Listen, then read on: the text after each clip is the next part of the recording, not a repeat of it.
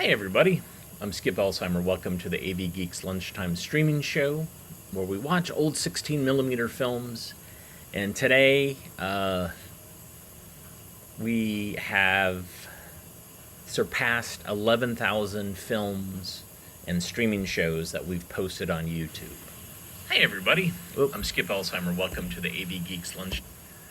And in spite of all that, I still forget to mute my microphone when I'm doing a live show. So there you go. All right. So I'm excited. We got that. We hit that milestone. And yeah, we uploaded 1,000 films since we hit 10,000 earlier this year. And so we're just going forward. And instead of doing like 24 films a day, I'm doing maybe 2 or 3 films a day, of which one is like a daily streaming show. So that seems to be more sane on my end. I have so many films that I want to share, but I'm scheduling them out. And honestly, the best way to see the most films is to watch our streaming show, because that's where I show 4 or 5 or 6 films, and those then eventually make their way individually. So much overhead. All right. So I've been not only have we been scanning our own films, which you can see behind me.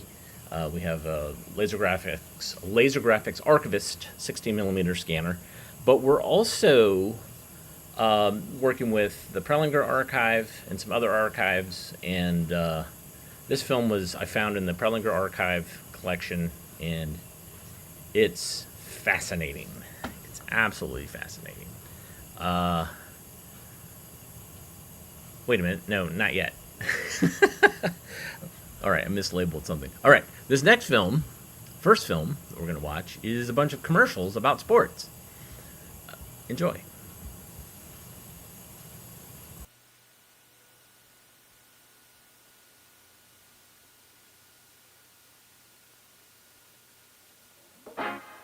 For a growing number of today's high school students, the key word in sports is participation. That's because more than 5 million young men and women are taking part in interscholastic athletics. Nearly 1/2 of the student body at many schools now enjoy the thrill and excitement of athletic competition. Obviously, the nation's high schools are expanding athletic programs to fulfill this growing desire for participation. Schools are supporting more sports and sponsoring more levels of teams at each one. And they're doing all this while keeping athletic program spending down to less than 5% of the total school budget. By any measure, interscholastic athletics are an educational bargain, and they're a sound investment, one that the National Federation of State High School Associations continues to preserve, protect, and support. We urge you to support interscholastic athletics in your community.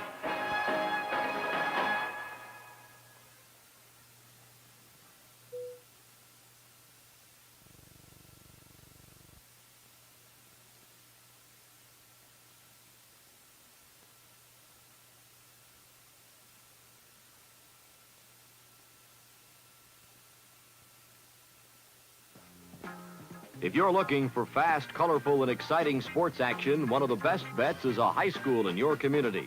There you'll be able to watch some of the more than 2 million varsity athletic contests that will be held this year. You'll be among the 1 billion spectators who will attend. But what you won't see is the large amount of work behind the scenes to make all the action possible.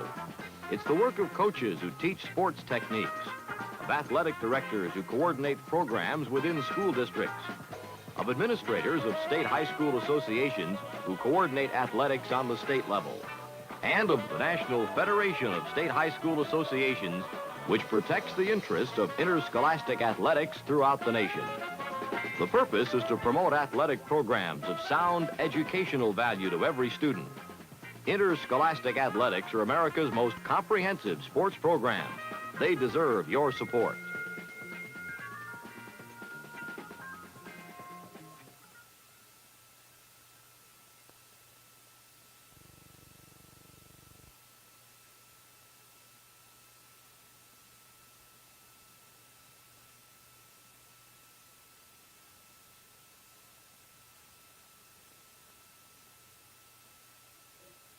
No matter what the sport is, the key to safe and fair competition is always the same: good officiating. That's why such a large number of state high school associations conduct comprehensive programs to train officials. Using books, audiovisual aids, and tests prepared by the National Federation staff, state associations teach, test, evaluate, and certify athletic officials. And association personnel crisscross their states to conduct rule interpretation clinics. Even with all this guidance and instruction, the job of an official will never be an easy one. But interscholastic athletic programs could not operate without the thousands of men and women who have accepted the challenge to become officials. And to them, the National Federation of State High School Associations offers its sincere thanks.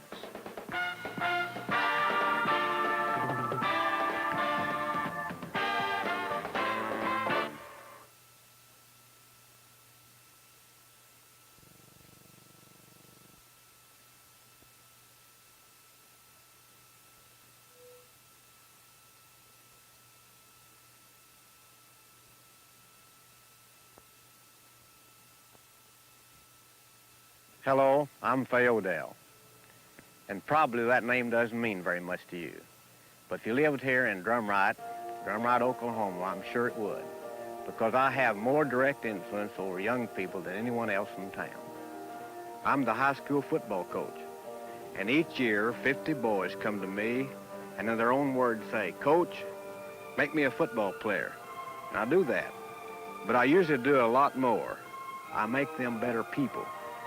You see, there's much more to coaching than X's and O's and blocking and tackling. A good coach is a counselor, sometimes a friend, and maybe even a father or mother. The truth is, coaches spend more time with boys and girls than most parents. So coaches have to be special people, and most of them are. You can honor these men and women in your community on National Coaches Day, Friday, October the 3rd.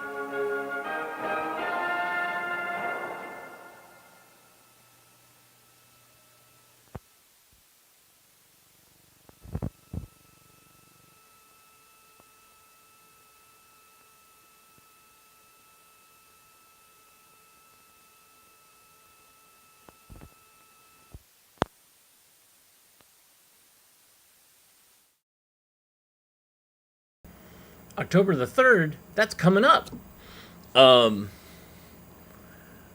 experience with high school football players is most of them I did not like in my high school. They were not positive people. They were, yeah, it was not good.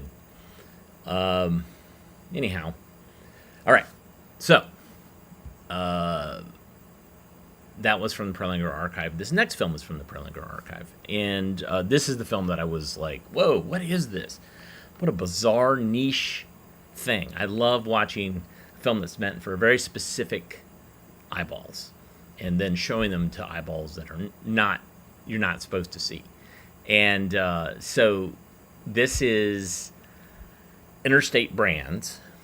And does Interstate Brands mean anything to you? Interstate Brands Corporation?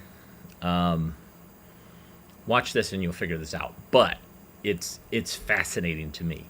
And there's a lot of still images. This could have been a film strip or a slideshow. But the information is over the top for me. Enjoy.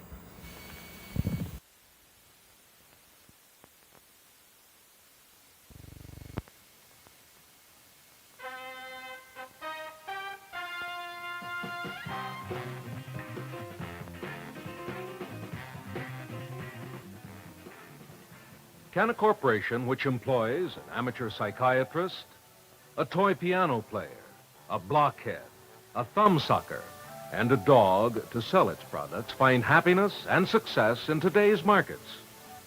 Can this strange array of juveniles increase corporate sales from $167 million to $277 million in just 6 years, while setting new highs each year, too? The answer is yes, if the salesman of the Peanuts characters named Charlie Brown, Lucy, Schroeder, Linus, Snoopy, and the name of the company is Interstate Brands Corporation. With headquarters in Kansas City, Missouri, Interstate Brands is one of the top 4 wholesale baking companies in the nation and one of the most successful. Interstate ranks among the top 30 producer-distributors of quality food products in the nation, serving well over 100,000 food outlets with distribution in all 50 states. The company is the sales leader, or a leading brand, in every market it serves. Interstate products are sold in nearly every major regional or national grocery chain. IBC is a member of Fortune's 500 leading industrial companies and is listed on both the New York and Pacific Coast stock exchanges with the ticker symbol IBC.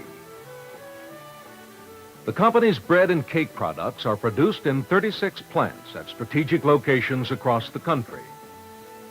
Breads are marketed under a variety of labels: Butternut in the Midwest, Mrs. Carl's in Wisconsin, Millbrook in the East, Hart's in the Middle South, Sweetheart in the Northern Plains area, and Weber's, Blue Seal, and 4S, an institutional brand, on the West Coast. IBC is also one of the nation's largest producers of specialty breads: Upside Down, Roman meal, Hollywood, and Old World varieties. Cake products are distributed nationally under the Dolly Madison label, augmented by the Blue Ribbon cake line in New England. IBC sold more than $250 million of these products in 1971. Distribution is channeled through more than 380 depots, served by a large fleet of over-the-road transports. Stores are served daily by employee sales drivers who operate a fleet of over 4,000 company-owned delivery trucks. Employees total about 12,000. In 1969, after more than 50 years, the company, which is incorporated in Delaware, changed its name from Interstate Bakeries to Interstate Brands Corporation, adopting a new corporate emblem to reflect a bolder, more contemporary look and to project IBC's confident thrust toward expansion into new directions. First in IBC's diversification program was the acquisition of the Baker Canning Company, a Wisconsin subsidiary which processes high-quality corn, peas, and beans, primarily for institutional trade.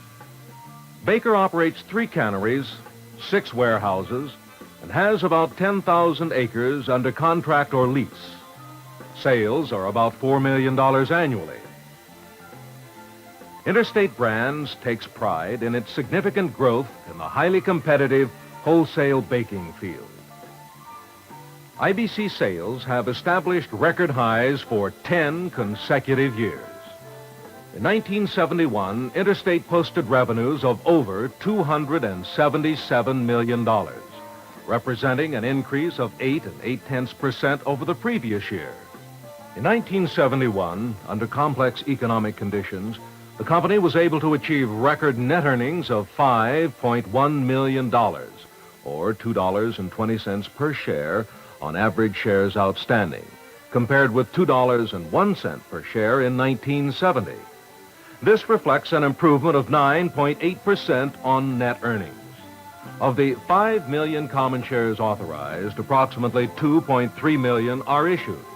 During 1971, common shareholders' equity increased from $44.7 million to $47.9 million, and return on equity for last year amounted to 10.6%, continuing a 10-year average.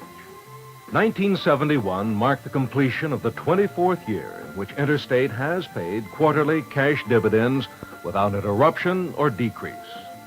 In May of last year, the common stock dividend was increased 6.7% from 90 cents to 96 cents per share annualized. Working capital increased from $10.2 million to $12.9 million in 1971. A strong believer in building for the future, Interstate has experienced a continuing program of physical growth and capital improvements. 1971 capital expenditures for fleet replacement, modernizations, and plant expansions amounted to $10.3 million, with slightly more authorized for 1972. During this past year, the company opened its new $9 million Dolly Madison cake plant, largest of its kind in the nation, at Columbus, Georgia, designed to serve the entire Southeast. In September, the company purchased the Michigan Bakery's bread plant at Grand Rapids, Michigan, to replace its much older plant in the same city. In Glendale, California, construction began in February on the $3.5 million addition to Weber's Bakery, which, when completed in early 1973, will be one of the nation's most modern high-speed bread production lines. The company is continuing a program of closing older and less efficient plants and consolidating production in more efficient bakeries without losing market distribution. Efficiency of production is a prime corporate objective. Its advertising and marketing expertise has kept IBC a front-runner in the marketplace. The company, through a special long-term contract with United Feature Syndicate, extending through 1985, is licensed to use Snoopy and his Peanuts friends in the marketing and advertising of all food products. This powerful advertising vehicle presently is employed to promote both bread and cake. The company also has a companion contract for the production and nationwide telecasting of the highly rated Charlie Brown series of TV specials. For your enjoyment, and so you can see how the Peanuts gang works so effectively for us, we thought you might like to watch a few examples of our commercials. Charlie Brown! Oh, Charlie Brown! I just want you to know how much I like the Prince of Sandwiches. Huh?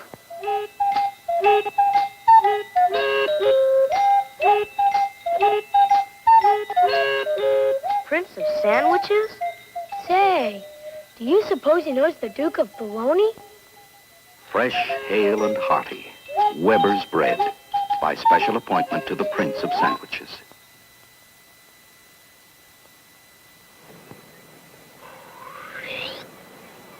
Hi. What are you doing? Walking? No. What are you eating? Cuckoos. What are cuckoos? They're chocolate cupcakes. Dolly Madison makes them. They sure look good.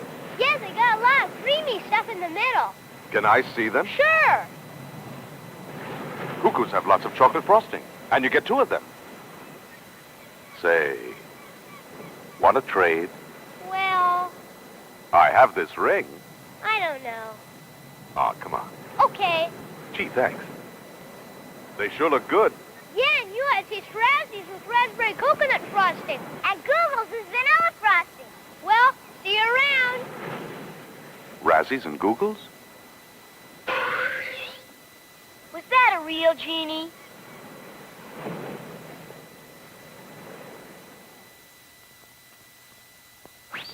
Oh, no. What I need is some extra energy to pitch those fastballs. The Prince of Sandwiches?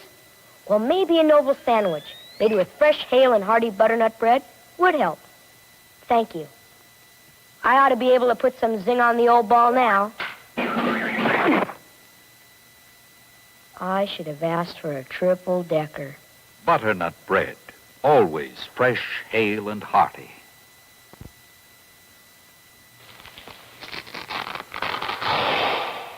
Life ain't easy. It's hard to make it through without getting zapped. And some of us seem to get zapped a heck of a lot more than others. But luckily, there are little things that help us get through the zaps. Like these, zingers. Zingy little finger cakes from Dolly Madison. Vanilla zingers for the plain vanilla zaps. And chocolate frosted chocolate zingers for the double chocolate super zaps. All zingers have a very delicious creamy filling inside and are now enriched with vitamins and iron. So don't let the zaps get you down. Snap back with zingers, the cakes with Charlie Brown and Lucy on them. 3 in every pack. Zingers, they're good for what zaps you. While the growth of the wholesale baking industry has been steady rather than spectacular, an agricultural industry source book estimates the 1971 value in shipments of bakery products to be $7.4 billion, up 3% over 1970. In 1971, Interstate Brands performed nearly 3 times better than the industry average. Recent trends signal outstanding growth opportunities in certain product areas, such as snack foods, the lunch cakes, pies, hamburger and hot dog buns, which IBC produces and is well equipped to expand to meet future demands. IBC's newly enlarged research laboratory and staff offer accelerating opportunities for new product development and creativity. One of IBC's newest products is a Super Zinger. These vanilla or chocolate cream-filled snack cakes come individually wrapped in a newly designed family pack. In West Coast and Midwest markets where they have been introduced, consumer acceptance has been enthusiastic. While Interstate Brands Corporation, a growth company, is not restricted to the wholesale baking field for its future development, it does have a commitment to its basic business and its continued progress. A progress which, through the years, has earned it recognition as one of the outstanding performers, not only in the baking industry, but within the entire food field. Interstate's commitment to excellence, excellence in people, excellence in products, excellence in service, should keep the company on its profitable course. Its strong and capable management team gives promise of an even more viable role for IBC in the future.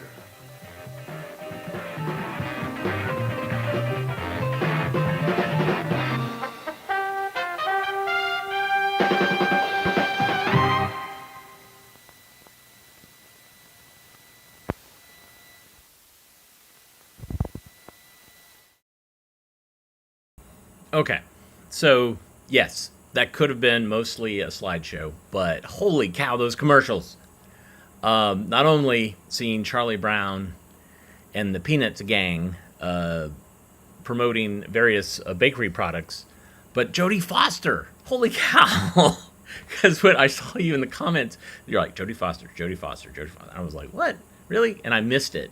So I went and I pulled up the video while we were watching, and I did a still frame, and I kind of saw, and sure enough, that weird kind of thing that where she's talking kind of out of the side of her mouth, that's her, totally her. And I should say that she was my first celebrity crush, like when she was on The Partridge Family, when she was on, there's a couple of Disney, Wonderful World of Disney films. She was very much my crush.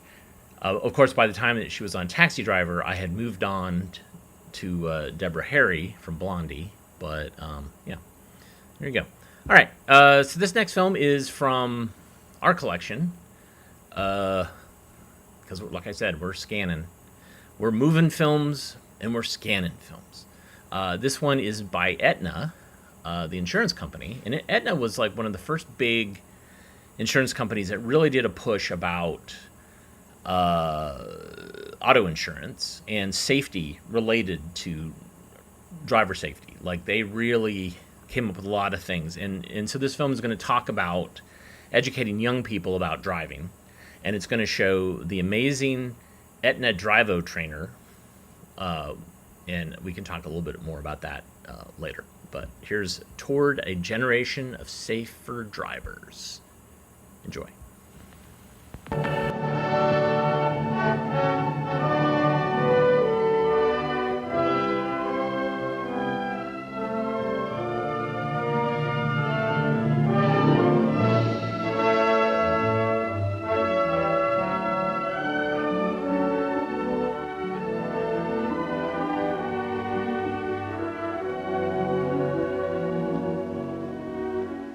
Here at this high school in Brooklyn, New York, an experiment of far-reaching educational importance was conducted recently.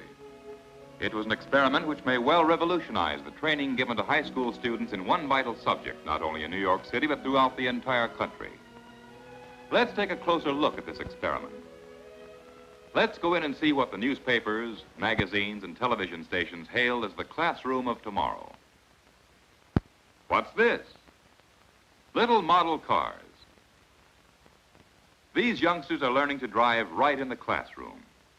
What they learn can well point the way toward the solution of what has been termed the greatest uncontrolled social problem the country faces. What to do about the automobile death and injury toll. More than 1 million people have been cut and crushed to death in wrecks like these. 1 million people in a little over 50 years. In a half-century, the automobile has claimed more lives than all the American fighting men who have been lost since the Battle of Lexington on April 19, 1775.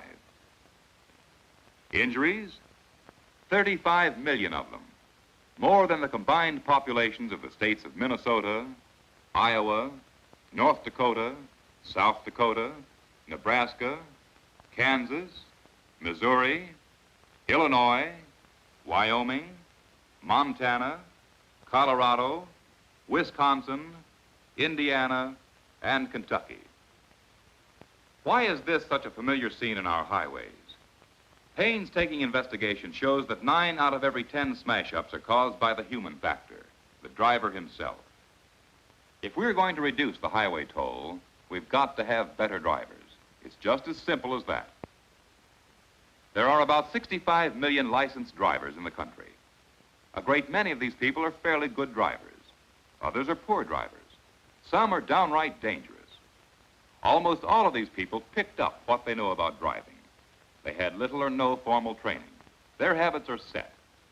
Some of these habits are good, a lot are bad, as you can see from the accident records. To help the average driver to greater safety, we build better roads. Enact and enforce reasonable traffic regulatory laws. Make available a wide variety of educational materials. Through stricter licensing procedures, try to keep the unsafe driver off the highways. All these activities are necessary and beneficial, and were it not for them, our traffic toll would be much worse than it is. But our best and brightest hope for the solution of the highway accident problem lies in youngsters like these. Train them in high school now to drive safely, says an impressive array of authorities. Here is the picture today. Only 3 million out of our 65 million licensed drivers have had driving instruction in high school. As old age and death reduce the number of presently licensed drivers, we could, in a generation, put 40 million more safety-trained drivers on our highways if all high schools offered such a course. Would this help the situation? Educators and safety officials answer with a resounding yes. If you can train boys and girls to be good and conscientious citizens, you can train them to be careful and considerate drivers, they say. And no one can deny that youth needs this training. Accident statistics from all sections of the country show that the driver under 25 has more than his share of accidents. But before we blame our youngsters too much, shouldn't we ask ourselves this? Is their poor driving record their fault or ours? Limited surveys show that given proper training, their driving record improves immeasurably. No one knows exactly how much our accident toll would drop if all high school youngsters received driver education and training, but there are some straws in the wind. In Vermont, those who had not taken driver education courses had almost 3.5 times as many accidents in a 4-year period as those who had taken the course. Untrained drivers had almost 6 times as many convictions for driving violations as the trained drivers. A Delaware study of 800 untrained versus 800 trained drivers showed this.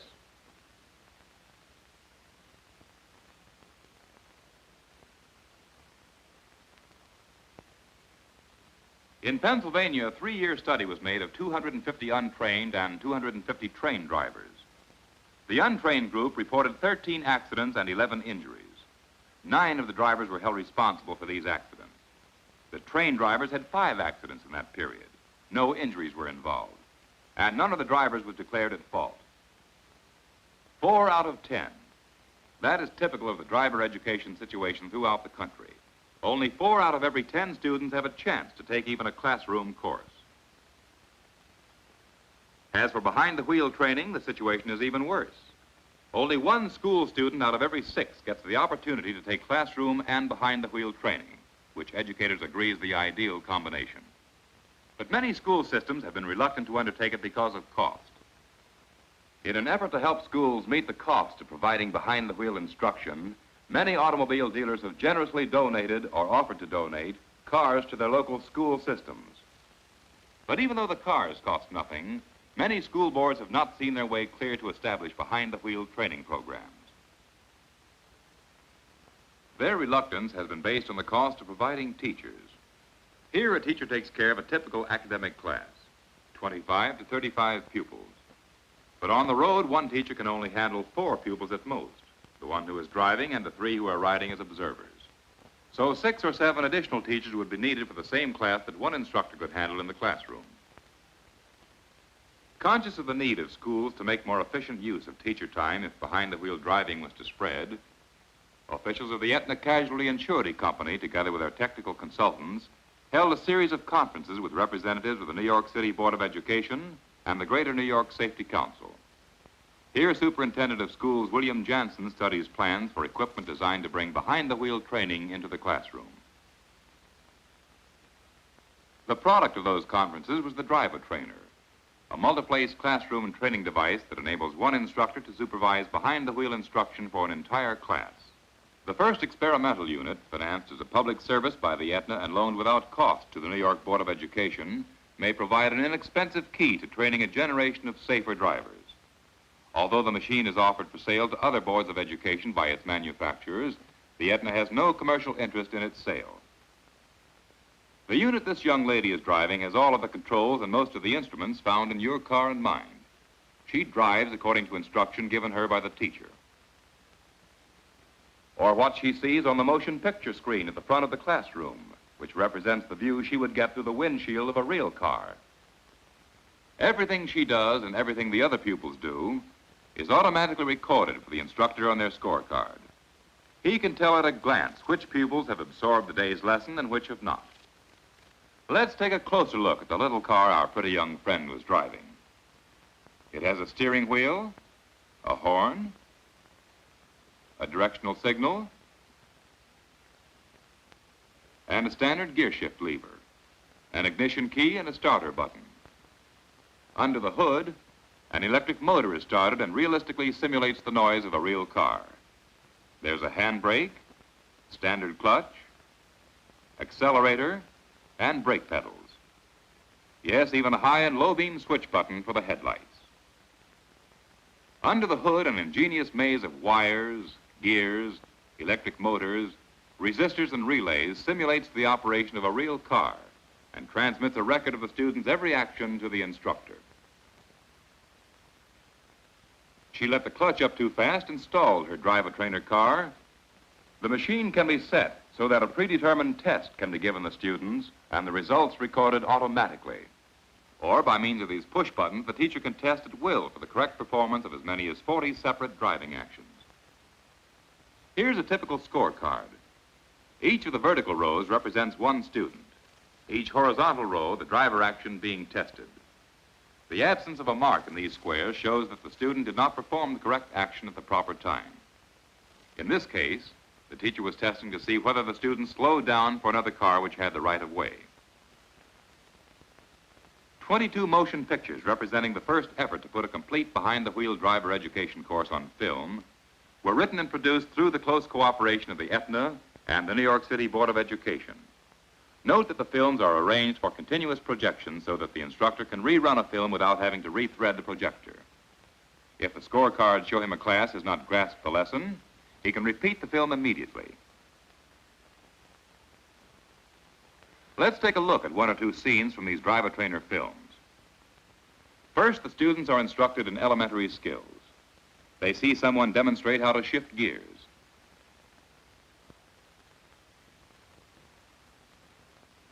Then, by means of film, they're taken out on the road and given the opportunity to put their knowledge into practice. The same is true of steering.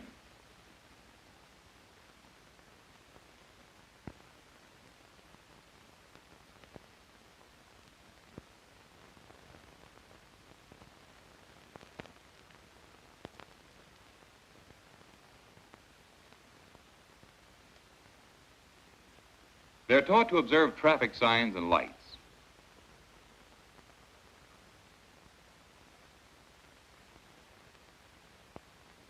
trained in good attitudes.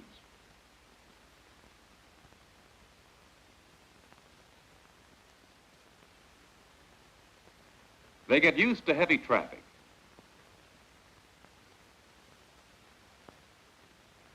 And they're trained in meeting emergency situations. Educators say that this training, which cannot be given in real cars because of the hazards involved, is one of the outstanding features of the driver trainer. Even backing can be taught. This mirror, which reflects the screen, represents the view this girl would have out of the rear window of her car as she backs up. They learn how to pass safely, how to turn their cars around, diagonal and parallel parking. For 24 periods, the students are drilled in basic driving skills and good attitude building procedures. And at the conclusion of the driver trainer course, they take a rugged 27-minute final examination on film, which officials of the New York Board of Education believe is unmatched in scope and severity by any driver licensing examination. Periodically, they are taken out on the road in real cars to be sure that they can apply what they have learned in the driver trainer to actual driving situations. No one expects the driver trainer to eliminate actual road training entirely, but it can substantially reduce expensive on-the-road time. Although final data is not yet available, early indications are that 2 pupils can be taught to drive in the driver trainer and in real cars for the cost of training 1 pupil with the old-fashioned car-only method. Should this ratio of savings of 2 for 1 be maintained and even improved upon, as is very likely, the driver trainer could be the means of putting behind-the-wheel instruction within the economic reach of virtually every high school in the country. Scientific studies of the records of hundreds of students are continuing in New York to work out the most economical and effective blend of driver trainer and on-the-road experience. Better drivers, safer drivers at less expense to the taxpayer. That is the goal. The next few years will tell the final story. But in this high school, there may well have been found, through the cooperation of a forward-looking Board of Education and a public-spirited business organization, the most promising answer yet to a pressing national problem: the finding of an economical and practical way to train our youngsters to drive and live.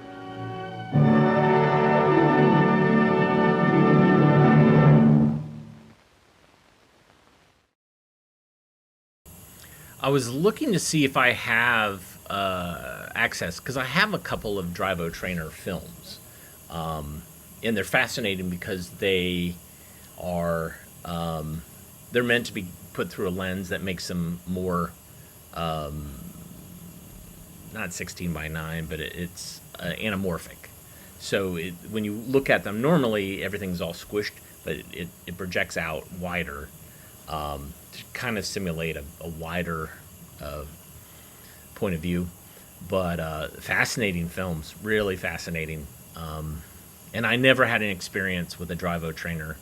We had one at my high school, and it was just kind of set up. It wasn't even set up. It was just in a corner gathering dust. And what we did is we basically got in the car with the baseball coach, and he had a brake on his side, and we just went out.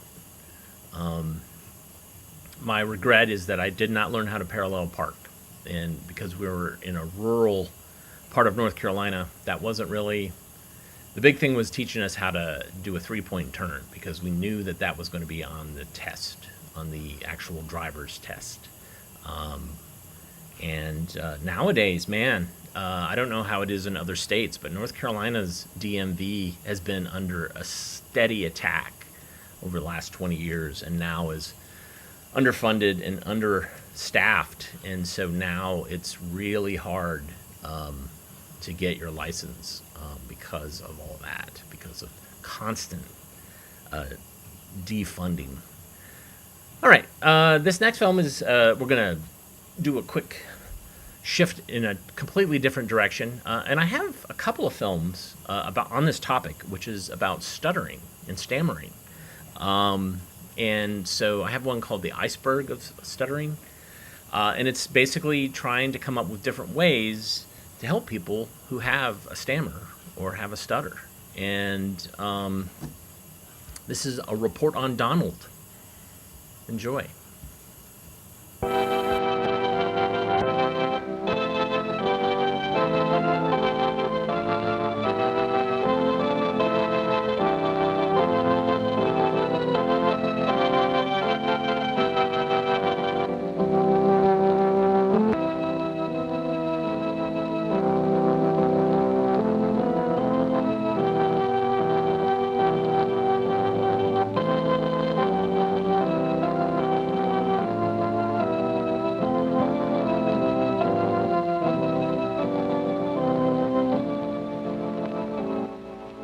This is a summary report on Donald Carter, who attended the University of Minnesota Speech Clinic from September 30th to December 11th.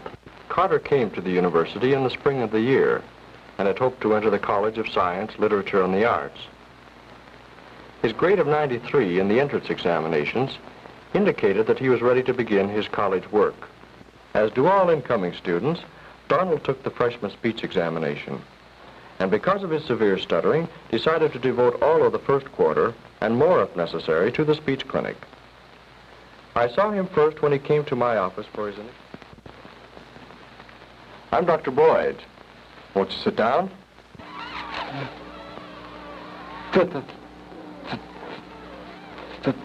Thank you, sir. Tell me, when were you first aware of your stuttering?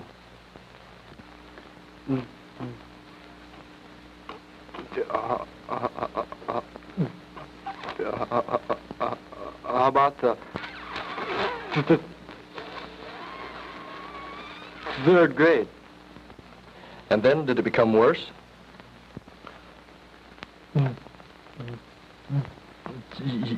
Yes, it did.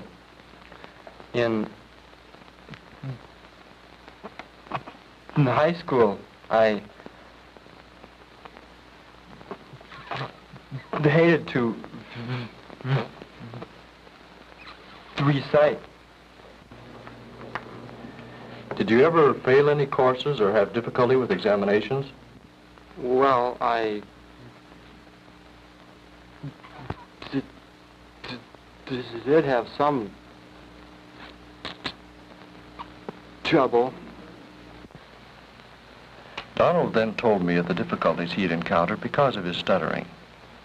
In the classroom, Donald, like many stutterers, did everything he could to avoid oral recitation. For example, in a written examination, he gave correctly the capital city of Argentina. But when called upon by an unsympathetic teacher to answer the identical question orally, he feared he might stutter and be ridiculed by his fellow students. Therefore, rather than attempt to give the answer he knew, he said simply, "I don't know." This teacher, who lacked insight into Donald's stuttering, accused him of being lazy and perfectly able to answer if he only wanted to. The same lack of insight was evident in the actions of his fellow students. Such a failure of others to understand the problems of a stutterer only served to convince Donald that he was not one of the group. For this reason, he became isolated from his classmates. He felt his speech defect very keenly. He was torn between the desire to join the group and not join it. He was so conscious of his stuttering that others began unconsciously to agree with him. He was different.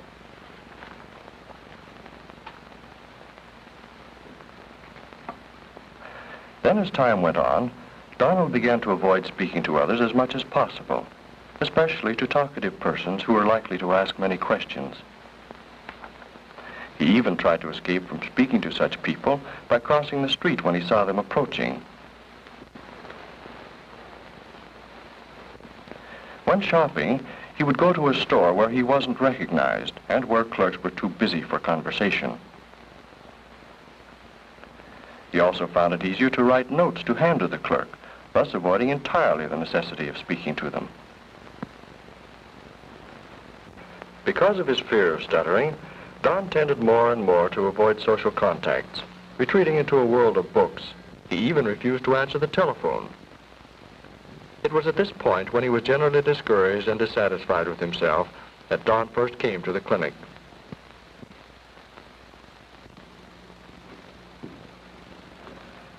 Well, Don, I think we can help you. What do you say we take a look around the clinic and meet some of the people you're going to be working with? Fine. I think you'll find it interesting to learn something about these speech disorders because you'll be meeting these people from time to time. Let's stop here for just a minute now and look at this chart which shows the organization of the speech clinic. This is the group I was telling you about. For example, we have cleft palate cases, foreign accent cases, and here's the aphasia group which we're going to visit first. There are many forms of aphasia. It is generally caused by damage to the brain as a result of a lesion or a cerebral hemorrhage. This frequently results in a partial or complete inability to speak or to understand spoken language. Let us now observe a clinician working with a student who has a cleft palate. Cleft palate is a congenital failure of the roof of the mouth to form properly, resulting in defective speech with a marked nasal quality. Speech training begins only when the medical specialist has achieved the best possible closure between nose and mouth cavities. Once there was a young rat named Arthur who could never make up his fighting mind. Whenever his small friends used to ask him to go out and play with them, he would only answer airily. In contrast to students with actual speech defects, many foreign students on the university campus come to the speech clinic for help in improving their pronunciation. This Chinese student has particular difficulty with the L and R sounds. Where shall I go to buy whale oil? We know that Ella will appear today. The lion is alive. They are easily filled. My chief difficulty seems to be in the quality of my voice.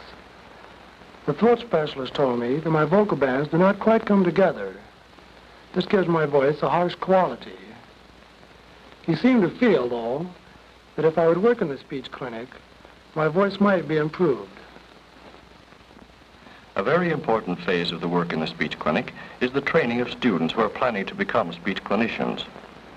The two student clinicians at the right are not only able to observe clinical therapy, as in this case with a cerebral palsied student, but will later get experience in working with people who have various types of speech disorders under the supervision of staff clinicians.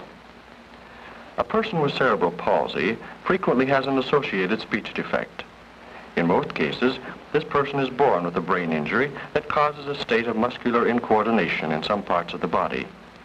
This lack of coordination is frequently evident in the speech mechanism. The man in the movie was munching popcorn. Leo and Mary moved to Minnesota.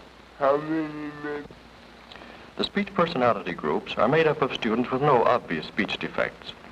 However, they feel extremely inadequate in speaking situations and may have stage fright or feelings of self-consciousness. They come in for group psychotherapy. In the speech clinic, hearing difficulties are detected and measured with the audiometer and speech amplifying equipment. Many veterans who experienced loud explosions and gunfire have received damage to their hearing mechanism. In the general population, approximately 1 person in 10 shows a marked hearing loss. Chronic loss of hearing often affects individual speech, so that training is necessary to preserve as nearly as possible the normal speech patterns. If a hearing aid is recommended, the individual is fitted with a suitable instrument chosen from several kinds available, and he is then referred to that company's representative for purchase. Auditory training and lip reading instruction are also provided for hard of hearing cases. Using a special glass partition between 2 rooms, the clinician is able to speak naturally and still not be heard by the students attempting to read his lips. Training in these skills is valuable either in place of hearing aids or as a supplement to them. The speech clinic has a mobile unit financed by the Minnesota Association for Crippled Children. These clinicians are conducting a statewide survey of the speech and hearing needs of Minnesota school children, testing many thousands of children during a year's time. Findings are made available to parents, to school authorities, and interested professional groups. Well, from our little tour of the clinic, you will see that quite a variety of cases are handled here. Now, before we join the stuttering group, are there any questions you have about your own problem? Well, what causes me to stutter? Well, Don, the best scientific minds in the world can't answer that question entirely. However, there are many things known which would tend to cause stuttering. Do you cure people? Most of our stutterers become much more fluent. However, in your case, as with all of our stutterers, what we want to do is to make you a more acceptable stutterer. That means dropping out all the facial contortions and the long blocks that you have now. I think that if we can do that, we can help you help yourself make a better social adjustment. Donald began his work in the clinic by meeting the staff clinician in charge of the stuttering group. He was then asked to introduce himself to the other stutterers with whom he would be working. The fact that there were others here with the same problem gave him some comfort. He experienced relief to be able to admit he stuttered, although it was difficult at first. The first few days of the course were devoted to the identification of stuttering spasms. This was partly accomplished by working before large mirrors, so that for the first time, Don watched himself stutter. In addition to observing himself, he checked the facial contortions and other mannerisms called secondaries of a fellow stutterer. This student was asked to stand before the group and describe to the class what he did when he stuttered.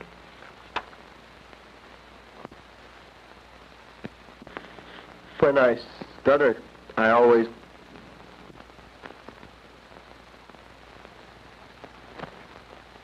squint my eyes. The mirror sessions helped the stutterer to recognize the characteristics of his stuttering patterns and thus know what he must learn to eliminate. Stutterers also learn something of how these contortions develop by exploring their earlier experiences to find out what they did to avoid stuttering. Don, for example, remembered that when he was a young boy and was just becoming aware of his stuttering, his mother was worried about his speech and tried to help him. When she heard him stutter, she would tell him to lick his lips in order to avoid the block. She had heard somewhere that this helps to cure stuttering. She might have spared herself and the boy much anguish in months to come had she sought out a qualified speech correctionist for advice. In any case, Don began licking his lips when he had speech blocks, and it actually did help for a while. But as time went on, the lip licking seemed to lose its effectiveness, and so he almost unconsciously began to use other tricks to get out of the stuttering spasms. Unfortunately, as these devices wore out, he was left with well-established facial contortions and breathing disturbances, which were much more noticeable than the original stuttering. What started out as easy sound repetitions developed into severe blocks involving many muscles of the body.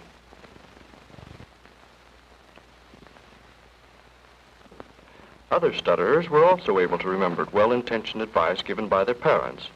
One, for instance, recalled how his mother told him to speak very slowly in order to avoid stuttering. Again, this method helped for a time, but as in Don's case, it only produced more serious results later. I don't think it has helped me to talk slower. Don and other members of the group were given various tests to determine their native-handedness, among them the Engelbart test. He learned that one probable cause of stuttering arises when the usual control of the speech mechanism doesn't develop in one side of the brain. This may result when a left-handed child is taught to be right-handed, the effects of the shifting frequently manifesting itself in stuttering. For those stutterers who are shifted back to the native side, practice in such activities as writing and playing ping pong is given.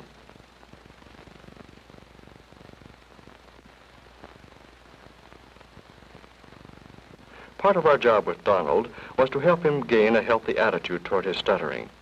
He learned to admit his speech problem and found his fear of stuttering before strangers diminishing. This was achieved in part by sending him and his fellow stutterers on numerous daily outside speaking situations where they were required to approach strangers and ask various questions. Later in the day, Don would be asked to report on his own reactions in the situation as well as those of the person stopped. Don and another stutterer checked each other in their performance in situations. Here, Don successfully completed his question even when a word was supplied by a listener. Excuse me, I'm a stutterer from the speech clinic. Do you think that stuttering needs to be a handicap in getting a job? And if you do get one, how long do you think that you would be able to keep it? Another part of the therapy program which helped Don to learn more about himself was the so-called eye-opener session. Here, as a means of gaining personal objectivity, Don had the opportunity to hear from other stutterers and clinicians their impressions of his adequate and inadequate personality traits as they saw them. For instance, someone might say, "I don't like that smug look you often have." Then Don would list this and all other favorable and unfavorable points, and in the discussion period which followed, he could agree or disagree with the various items, explaining his reaction to the characteristic mentioned. Don found that the inadequate personality traits lost their unwholesome quality when he and the others could call attention to them, find humor in them, and even choose a nickname to describe them. As a means of testing himself to see how his clinical work held up in difficult situations, Don had the opportunity to stand before classroom groups and talk about various phases of stuttering. He also found it to be an excellent means of advertising his stuttering. Before coming to the clinic, Don had come to avoid using the telephone entirely because of his great fear of stuttering. Now he was required to make several calls daily to strangers in order that he might lose the fear of speaking on the telephone. What began as a dreaded assignment gradually became a much easier one. Another opportunity for analysis of his stuttering spasms came by means of the frequent recordings Don made of his voice. This self-criticism of his recorded speech helped him in evaluating his success in controlling his severe blocks. Don and the other stutterers were frequently asked to speak before university classes. To his surprise, he found that as these situations were repeated, he actually began to enjoy talking and was able to go through a stuttering block without the great shame and fear he had formerly experienced. He found, too, that people can adjust themselves to his stuttering if his own attitude toward his speech is an unemotional and an objective one. But by consciously changing the pattern of his blocks, Don was gradually able to eliminate such habits as tongue and lip protrusions.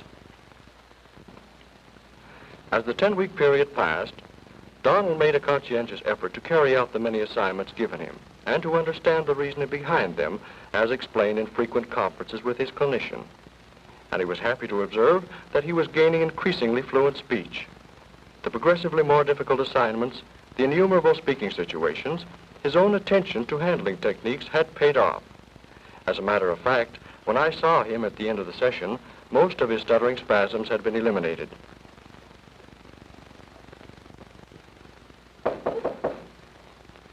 Come in. Oh, hello, Don. Come in and sit down. No, thank you, Dr. Boyd. I just wanted to see you before I left the clinic. You've really helped me a lot. Yes, between you and the clinic, your speech has been greatly improved. But you've got to remember the techniques that have been given you. That means putting them into practice every day. I'll remember, and thanks again. So Donald completed his work at the speech clinic and registered in his chosen college at the university. He had overcome his dread of meeting people and now looked forward to attending university classes. After registering, he went to see his advisor and told him he had stuttered. As a practice situation for himself, Don was careful to stutter consciously once in a while, or fake stuttering as it is called. He knew that one of the surest ways to control speech blocks is to be able to pretend to stutter, which gives him a feeling of mastery over his speech. He was cautioned about the great tendency to become lax and slip back into his old habits if he fails to maintain his objectivity toward his speech. Don's social life has also taken a decided change for the better. Now he is able to mingle with fellow students as part of the group and takes an active part in social events on campus. When he first came to the clinic, Don asked if we cure stuttering. Well, he now knows the answer to that question. Although he has not effected a so-called cure, he has laid the groundwork for fluent speech through a better integrated speech mechanism and adequate personal adjustment. We can close the speech clinic file on Donald Carter, marking it prognosis favorable.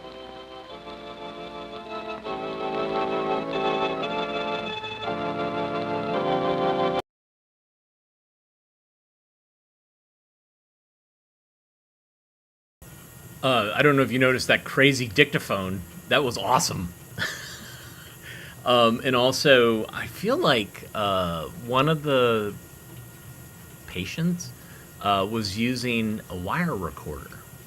So there's a lot of early audio recording tech in this film that was kind of cool. And it's fascinating. Really, really fascinating. Tricking your brain. And that's the thing. And is also, we think about what is a post-voice world like, and communicating. We communicate with each other on this in this comments via typing, and it's really interesting. I don't know if any of you have any type of speech impediment, you know if I do, you know when I stammer, you know when I am, my tongue is very thick in my mouth, all that. But I don't know about you, but we're all communicating and having a great time.